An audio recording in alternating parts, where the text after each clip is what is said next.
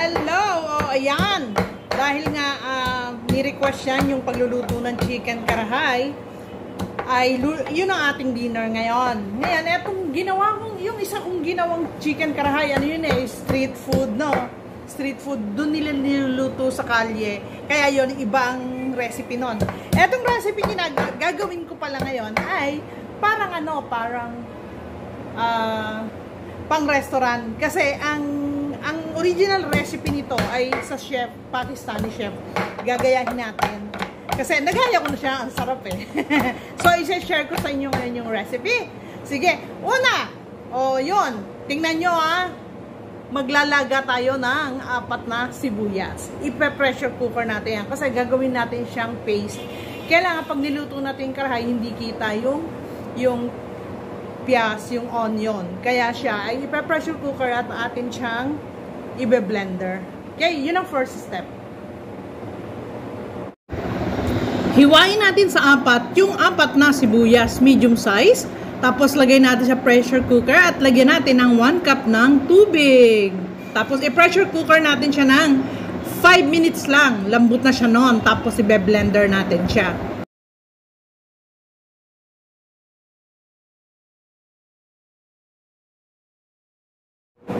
So, lagyan natin siya. Kasi, pag lumambot ito after 5 minutes, gagawin natin siyang paste, ibe-blender ko to. Kasi nga, kailangan lumabas siya na parang sabaw. Alam niyo, ang chicken karahay, kasi wala namang sabaw talaga yan eh. Kaya kailangan di kita na may gayat-gayat. Okay, so ipe-pressure cooker ko to, 5 minutes. So, ayun, na pressure cooker ko na tong sibuyas ng 5 minutes. So, ibe-blender natin. Huwag kayong magpa-stress kung wala kayong blender at wala kayong pressure cooker. Eh di, hiwain nyo ng pinong-pinong-pinong-pino. Ganun lang. Huwag tayo papaka-stress kung wala ang ibang mga gamit.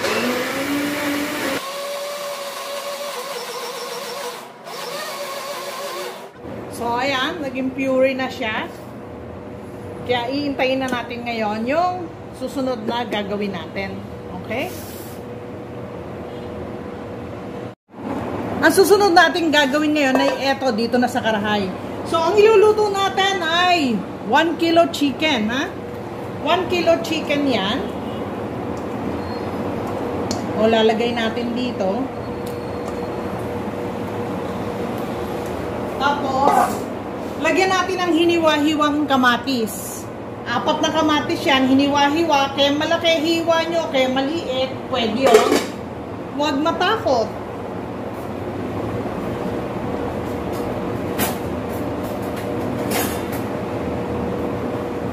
Tapos, lalagyan natin siya ng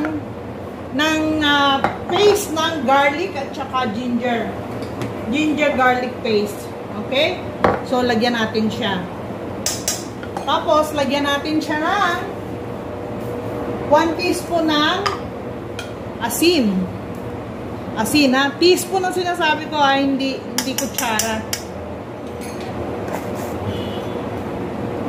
Eto lang yan, ha? Yan teaspoon na yan. Wag na yung bibili pa kayo ng teaspoon na pang huwag kayong may stress. Basta yan. Okay? So, after natin malagyan ng asin, lagyan natin ng 1 cup ng tubig. Okay? Halu-haluin natin siya. Para maghalu-halo yung asin.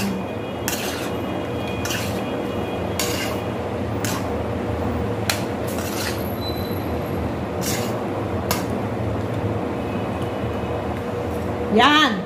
Okay.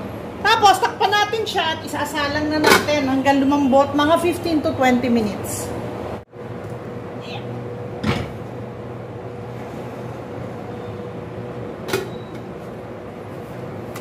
Okay.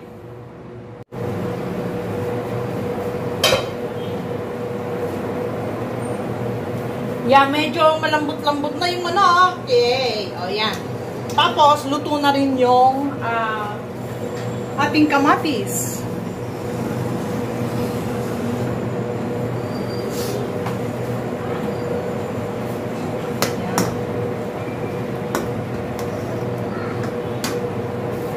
Okay, after that, ayan o, medyo natutuyo-tuyo na. Lagyan na natin siya nung ating ginawang paste ng onion.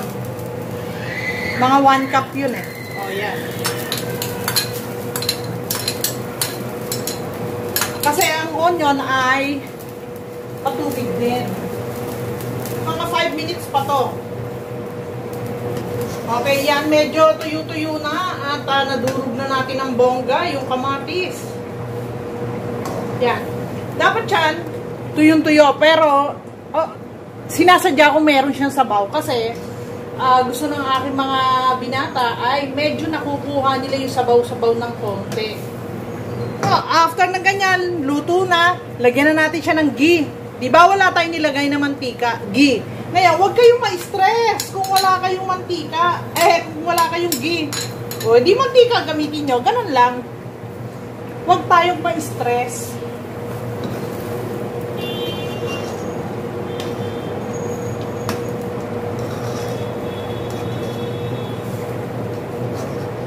After may lagay natin yung ghee, lagay natin ang red chili. 1 teaspoon na. 1 teaspoon. Maliit. Okay.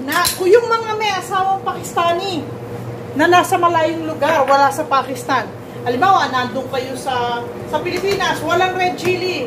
Siling labuyo, kulay pula gamitin nyo. Nasa inyo. Kung gusto nyo ng fresh na fresh, gusto nyo ng maanghang na maanghang, nasa inyo yan.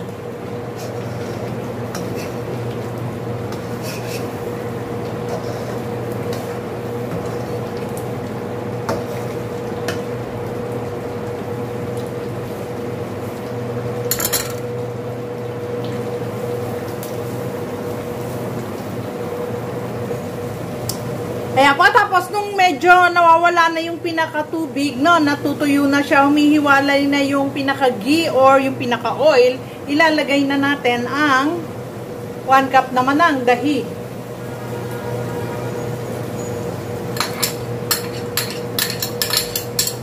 Dahi or yogurt.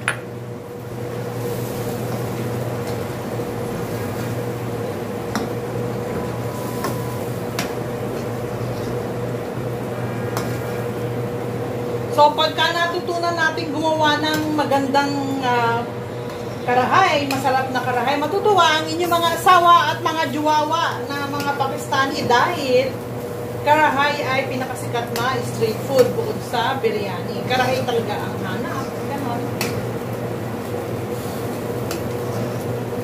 Ayan, tapos, patutuyuin ulit natin siya.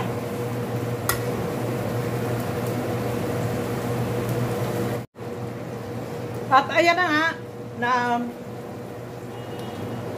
humiwalay na yung mantika dun sa pinaka-gravy. Lagyan na natin siya ng 1 teaspoon zero powder at saka coriander powder. Ayan. Okay, lagyan natin siya. Saka zero powder. Ayan. At lagyan din natin siya ng black pepper, konti lang.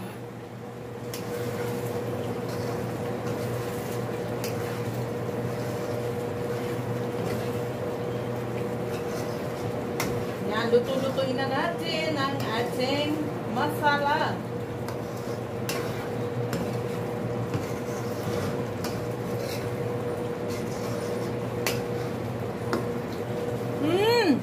Sarap. Tapos, lagyan na rin natin siya ng garam masala. Konti lang. Ayan. At, ilagay ko na rin ang green chili. Pag hindi pa naman umusok ang puwit nyo, ewan ko na sa inyo. Ayan, lagyan natin ng konting coriander leaves at konting halo-halo dahil ito ay luto na. Ayan, umihiwalay na ang mantika.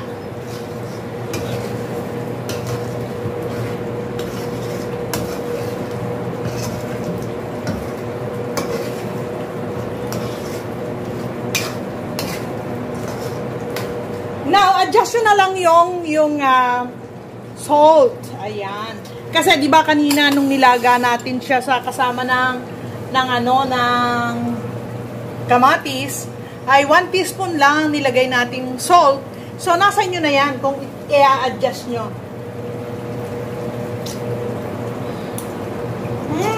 Karahay na karahay ang lasa. Okay, ilagay na rin natin ang yan, yung mga hiniwa-hiwang ginger na yan. Dadagdagan ko yung sili. Medyo kulang para sa akin ang sili. At gusto ko rin siyang lagyan ng coriander leaves. Ready na!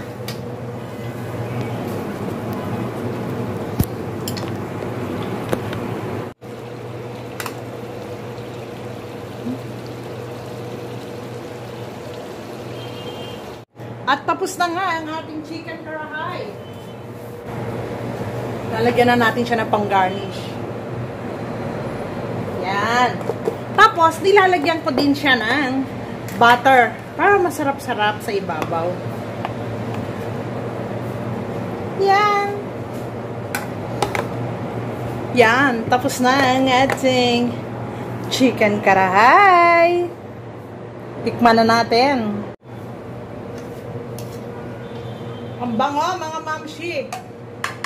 Konti lang kasi bitin dyan ang aking mga binata. Nako. Ayan. Ayan mga mamshi. Sa karahay, ang masarap na pagkain ng karahay ay naan. Okay. Or chapati. Or bahala kayo. Gusto nyo kanin. Pero last time na nagluto ako niyan, ang ginamit ng mga binata ko, yung fried rice, okay? Pero tayo, tikman natin. Moment of truth. Oh, yan lambot ng manok.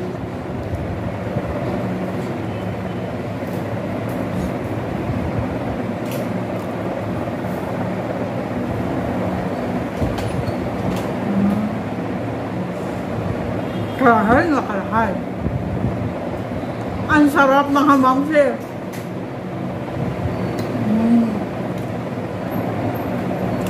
Mapaparami na naman ang kain ng mga binata ko. Try nyo na mga mamsi. Oh, mga anak, try nyo na. Gaya ko sinyer sa inyo itong pagluluto ko ng karahay. Kasi tayo mga Pilipina na ang asawa ay Pakistani. Una nating problema, paano natin pakakainin ang ating asawa ng pagkain nila kung hindi natin alam lutuin. Ako nga nung bago pa lang, hindi ko alam ang pangalan. So, paano ko pag-aaralan yung pagkain nila kung hindi ko naman alam kung ano yung pag-aaralan ko, kung ano yung pagkain? Diba? So, ayan, syempre, unti-unti natutunan. Kaya isineshare ko sa inyo. At tiyak, dun sa ibang mga bata pa, bago pa lang mag-asawa, nakatikim na pero hindi pa masyadong maalam sa mga pagkain Pakistani. At doon naman sa mga kapwa nating kababayan na may mga jowawa na Pakistani na nasa Saudi o nasa Dubai o kung sa Pilipinas o kung saan man, try nyo at abangan nyo yung mga susunod kong mga i-upload. Bye-bye!